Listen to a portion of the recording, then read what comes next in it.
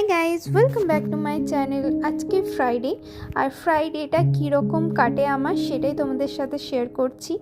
তো আমার সাথে অনেকে আইটি সেক্টরে যারা আছো তারা রিলেট করতে পারবে। আমিও সফটওয়্যারে আছি।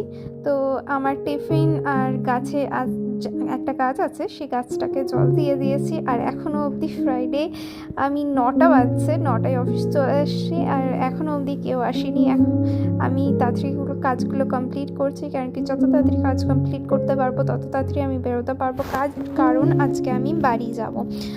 তো এই বাড়ি যাওয়ার জন্য তাড়াতাড়ি কাজ কমপ্লিট করতে হবে। 6টার সময় 6:20 দিকে হাওড়াতে ট্রেন আছে।